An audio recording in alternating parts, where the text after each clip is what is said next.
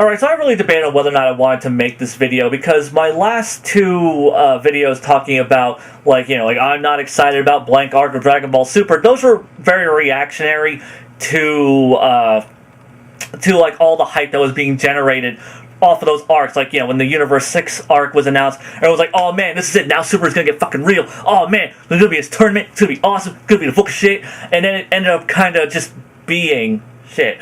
Then the Future Trunk arc rolls around, yeah man, this is gonna be the one, like, this is like, the last one was just a fucking shitty tournament, this is where it's gonna get fucking real, and it definitely got fucking real.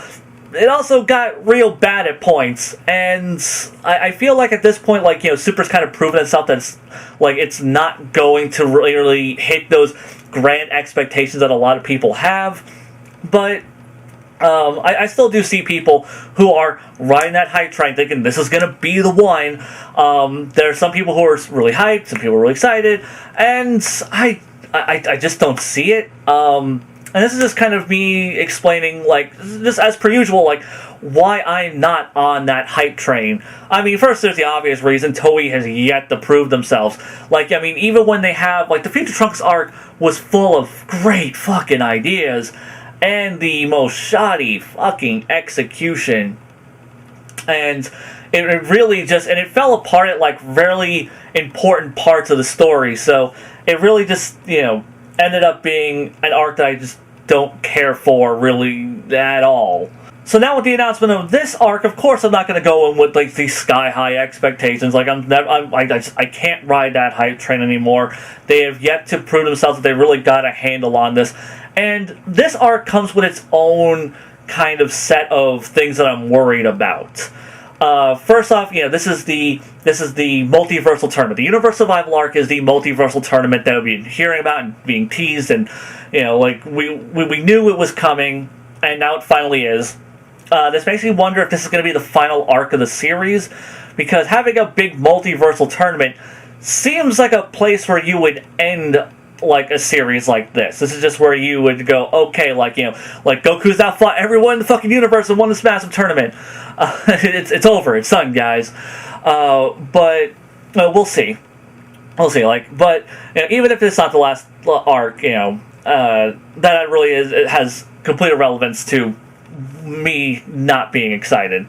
God damn it, I'm like 3 minutes into this video, I'm already getting fucking derailed and shit. Okay, so things that, like, I'm not personally excited about. Okay, so it's the tournament, and a lot of people were like, oh, well, this tournament's gonna fix the problem of the last tournament. It's gonna have stakes to it, it's gonna have tension, because Zeno was gonna fucking just wipe out whatever universe loses, and I'm like, yeah, I mean, that's tension, but tension wasn't the only problem with that tournament. That tournament had structural problems. It had like, pacing issues. It had horrible fucking animation for the first fucking half of it, and it looked like goddamn shit.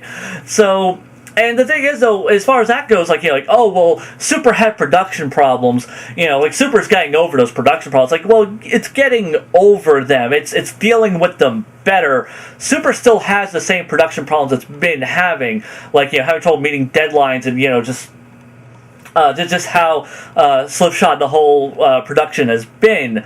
So, it's not better entirely. I mean, there are still episodes that look fucking terrible, and this is a tournament where, like, every episode's going to be a fight. It's going to be a fight, and then another fight, and another fight, and another fight, and another fight, and it's like, they're really going to have to bring their A-game episode after episode after episode after episode after episode if they're going to make this a good tournament arc.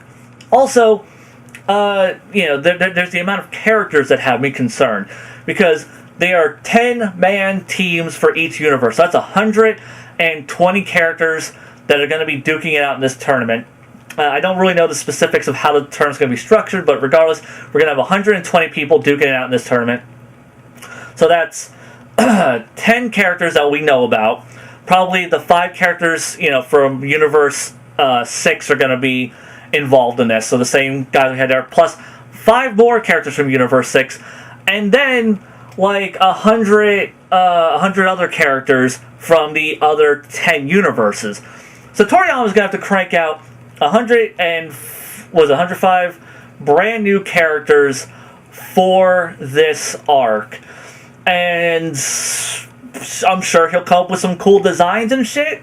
Hopefully there are no fucking Saiyans. There's gonna be no fucking Frieza races. It's gonna be all unique races, no fucking hit race, something like that. Because, Universe 6 and 7 are supposed to be parallels. That's why you had Saiyans and the Frieza race and all that other bullshit. Like, they're supposed to be, two sides of, like, the same coin. And that's how, like, each of the universes is supposed to work. So, like, hopefully we're not gonna see Saiyans and all that other bullshit, because it's gonna... Like, I'm sure a lot of people want to see more Saiyans. I don't. I feel Saiyans are fucking played out. So I don't want any more of them.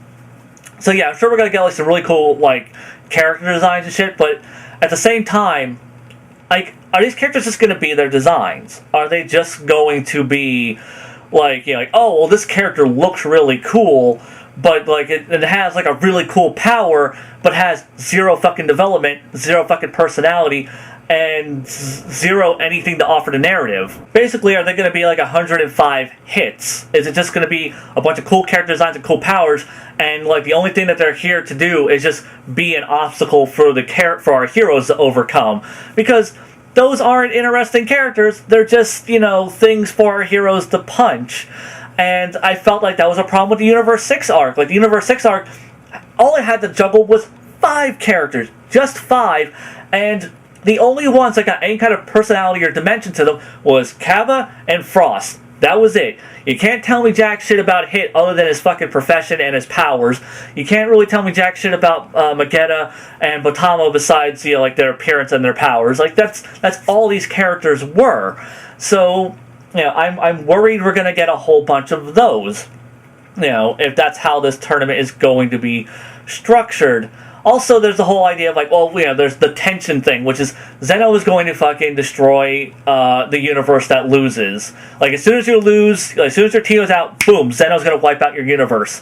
And also, I'm kind of wondering how that's going to work, because, like, if anyone on, like, the universe... I mean, like, we already know the Universe 17 can't lose. They can't lose. Because we've already seen past this point. We know they can't lose. So as far as tension for our heroes are concerned, like, there is none. Because we know they can't lose. Like, because, if they lose, their fucking universe is destroyed. We've already seen that their universe isn't fucking destroyed. So, because it's kind of that prequelitis. You have to make sure, like, by the end of this series, all the characters are in the places that they were at the end of Z. So, you can't do too much with this. I mean, yeah, you can wipe out the other 11 universes, but that's 11 universes that we honestly don't know anything about or give a shit about. And I can't give a shit about them. Because I don't know any of these characters. I don't know anything about their history or their lore or anything. I have zero fucking attachment to them. So, like, are they just going to be cannon fodder? Like, it gives me a lot of questions. And I have to say, like, which is something that, like, one of these arc announcements hasn't done before, which is, given me questions. So, at least at this point, like, I'd say this is, like, the most interested I have been in an arc of Super so far, because, the first two are movie retellings. The third one was a tournament with zero stakes to it, and the arc after that sounded like complete, utter fucking fan fiction that I thought was going to be garbage, turned out to have a brilliant fucking premise, and then fucking crashed and burned. So, now I'm like, well, like, this, like, it has potential to be something interesting. I just don't know what that something interesting is going to be. I'm kind of interested in, like, kind of the lore expansion, because, we're gonna probably see we know we're gonna see all the gods of destruction, and then, like, I guess one Kaioshin from each universe, which is kind of weird. There's only one Kaioshin, like, present, like, in the image that they showed. Because I'm like, shouldn't there be, like, shouldn't there be multiple Kaioshin? Like, why is there just the one? Is Universe 7, like, the only one that has, like, the 4 Kaioshin set up, and then, like, all the other universes just says the one Kaioshin? I don't know how to feel about that. Though I am kind of interested to see where they're going to go with the angels, because we know, like, the Daishinkan, he's the father of Whis and Vados, and since, he's kind of on an upper echelon, like, he isn't bound to just one universe, he sits atop next to Zeno. It's like, well, is he kind of, is the Daishinkan, like, the father of all the angels that serve under the Gods of Destruction. So that'll be an interesting thing. Like, I'm kind of, like, they definitely, like, the teaser trailer that they put out, it was all manga stuff. You know, clearly Toyotaro's already been working on this arc, even though it's not out yet. But like, what they've been showing off, like, they're really hyping this, and they're really making the Daishinkan come off as really ominous in that trailer. If you haven't seen it, go check it out. Hopefully I'll remember to link it in the description thing. But yeah, yeah. Oh, something else that has me interested. Artificial Human number 17 is going to be in this tournament. That's really cool. I can also think it's kind of cool because, like, one, I like his character. I'd like to see more of him, see if they develop him a bit, give him a bit more personality and dimensions to him. I love the fact that he's fucking wearing an armband that says Ranger, because he's a park ranger now. So, yeah, they're actually, like, you know, going and following up on that. That's really cool. Maybe he'll talk about his wife and kids, his adopted kids, because apparently he has a wife who's, I think it's like a zoologist or whatever, and they have some adopted kids, so maybe, you know, he'll mention something like that. That'd be kind of cool. Kind of explore him a little bit more. Also, I think it's kind of funny that, like, Toriyama, like, is filling in one of his own plot holes, because at the end of Z, 17 says, like, oh, that's a voice I haven't heard in a long time, when he goes to give his power to the Genkidama. But he's never heard Goku's voice. They've never met before. Even Toriyama, like, has stated, like, yeah, that was my fuck up. That was originally supposed to be lunch in that scene. And then at the last second, he changed it to 17. And, yeah, so, yeah, he admitted, like, that was just his fuck up. Like, he didn't even think about it at the time. And he didn't even, like, give, like some sort of headcanon-y response to it, where he just kind of makes some bullshit up on the spot. So yeah, like, this is Toriyama filling in his own little plot hole, which I think is kind of neat. Okay, and while I'm talking about the characters that are involved in this, something I'm really not happy about is the characters who are showing up to this fight. Because we have, like, Goku and Vegeta are a given. They're the two most powerful. You go down from there, it's probably going to either be, like, Piccolo, Gohan, and Majin Buu. Like, you know, those are also givens. Like, that's really obvious that they're going to be a part of this. Then after them, 17 and 18 also make a lot of sense here. Because, you know, like, you know, they're more powerful than, like, you know, than the Super Saiyans were during their arc. And who knows, maybe they've gotten more powerful since then, so they might actually, you know, fare fairly well. You know, probably not, but, you know, I mean, a lot of these guys are going to be cannon fodder. Let's be fucking honest here. But the other characters that they have selected do bug the shit out of me, which is Tenshinhan, the Muten Roshi, and Kuririn. And I don't know why those three are chosen, because Goten and Trunks are more powerful. Just outright, they are. So there's no reason for them to not be involved, other than the fact that they're kids. But I mean, by this point, I mean, they're like 14 and 13, or 15 and 14 or some shit. So I mean, there's no reason for them not to be fucking competing in this tournament. Gohan was fucking training for the Saiyans when he was fucking 4. There's no reason. I mean, they've already fucking fought Majin Buu. They were like the last line of defense against Majin Buu at one point. There's no reason to not have them participate in this tournament. It's fucking bullshit. You know, like the Muten Roshi showing up to the Frieza fight, like, that was Kuririn's doing. That was fine. You know, it's not like, you know, it was some sort of higher up decision where they went, oh yeah, the Muten Roshi really needs to be here. No, Kuririn brought him along. Yamcha and Chaozu not being there, like, completely independent of everyone else, didn't tell them, or didn't tell, like, Tenshinhan didn't tell Yamcha and Chaozu because he figured, like, you know, they weren't really suited for this. And honestly, I'm pretty sure he would have agreed that the Muten Roshi wasn't suited as well. But, like, the mere fact that these guys are here, like, you know, maybe Tenshinhan I could see being a part of this team, but then also I have to think of, like, why are all these people from Earth? Like, why is it not someone else from Universe 7? Like, you know, like, why didn't we... Because, I mean, you're going to tell me in all of Universe 7, the most powerful beings in Universe 7 are all on Earth. That's it. There's nothing else. Like, there isn't like another Frieza out there somewhere, or just like someone like the Ginyus, or just nothing. There's not like some fucking rogue Frieza soldier. Nothing. There's not like a guy like Hit, who's like a fucking assassin hitman badass. Like, there's nothing else. That is all we have is the fucking, like, there's no one more powerful than the fucking Muten Roshi to bring to this. I mean, like, honestly, or anyone more powerful than any of these three fucking humans. Like, there's no reason for them to really fucking be, like, and this is coming as a Tenshinhan fanboy. Tenshinhan is my absolute favorite fucking character, and there's no fucking reason for him to be here, I feel. Like I understand, sort of the reasoning, but honestly, at the point that if you're fucking bringing Tenshinhan, maybe if you didn't have Kuririn and the Muten Roshi, you replace them with Trunks, Trunks and Goten. But honestly, even then, you're gonna tell me no one in the fucking universe, in all of Universe 7, is stronger than this one goddamn human. Even though, fucking Frieza's army was shown to have power levels well into the thousands, like the lowest grunts had their power levels. So, power levels in the thousands are a pretty normal thing. Like, once you get into the grander scale of the Dragon Ball universe, you're gonna tell me there's no one else. No one. Alright, fine. But still, Goten and Trunks should be there. Kuririn and the Muten Roshi should not. Especially the goddamn Muten Roshi.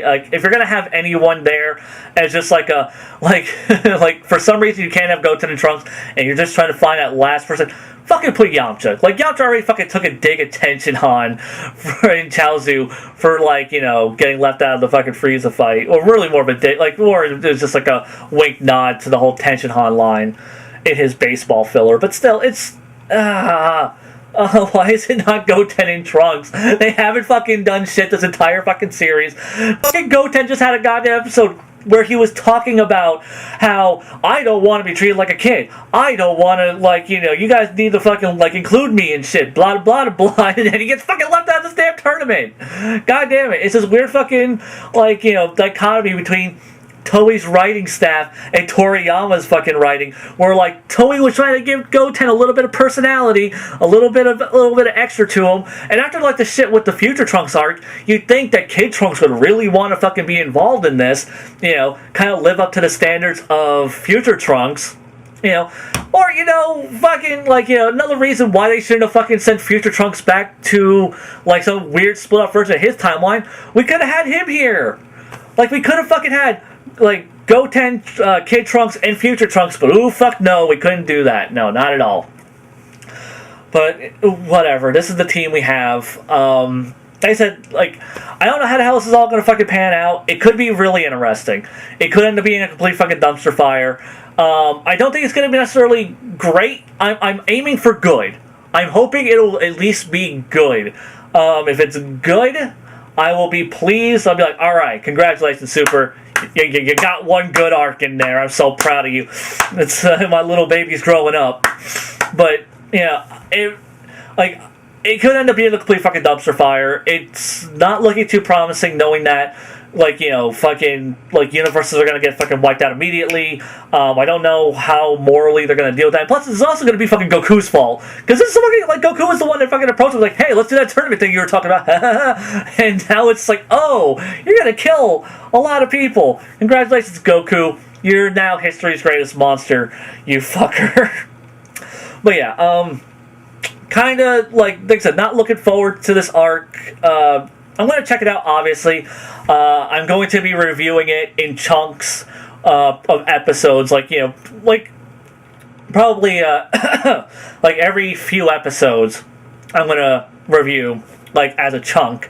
Though, if you don't want to wait for chunks of reviews, and you just want to get, a quick little, Xeon micro review of, my overall thoughts of an episode just off the top of my head, I am doing little Twitter exclusive reviews where I basically just take up my cell phone, talk into it for, 2 minutes, hitting all the bullet points of what I thought about the episode, and uploading it exclusively to Twitter. It is only going to be on Twitter, so you have to follow my Twitter if you want to see that, or I guess just check in on my Twitter once a week, because I usually I'm going to try and put them up the morning after the new episode airs.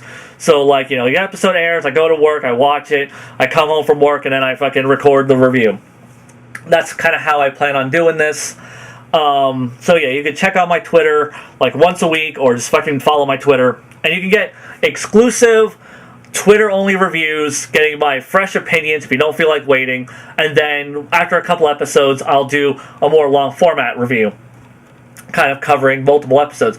Also, if you want to see longer format reviews and more detailed reviews per episode, as per usual, I will just always recommend Mozilla Vulpix. She does my absolute favorite fucking super reviews. She's fantastic. I've talked about her before. I've recommended her before. If you're not subbed to her and you want great fucking super reviews, go check out her channel. She has a very different perspective on the franchise than I do, but it's definitely a fascinating one. Her reviews are always worth watching. And actually, her review of the episode with Hit, really her opinion's like kind of like a one-to-one parallel of my own. So if you really want to know what I thought of the Hit episode in a longer format, she really touches on a lot of things that my little Twitter micro review didn't. And it's a lot of things that, like, you know, I just really didn't want to squeeze into like a little video. So really, like, you know, her video, I covered a lot of things that I was already feeling, and really parallels how I felt about that episode. And really just her reviews, even when they don't fit, like, you know, like, or parallel what I was thinking, they're always fascinating. She's always interesting to listen to. Go check her out. And while I'm whoring people out, also go check out Mistare Fusion. He's in the middle of his Dragon Ball Dissection December. He's already put out 3 videos so far. I think he has 1 more for December. And he's going to go back to his more staggered release schedule. But check out Mistare Fusion. I'll try to remember to link both of them in the description. They're fantastic. They're my favorite people on YouTube in this fandom. They are the best fucking people in this community, and they're probably the most under fucking rated. So go check them out, and I will be back with videos eventually, soon. I don't know. Till next time, guys. Xeon, out.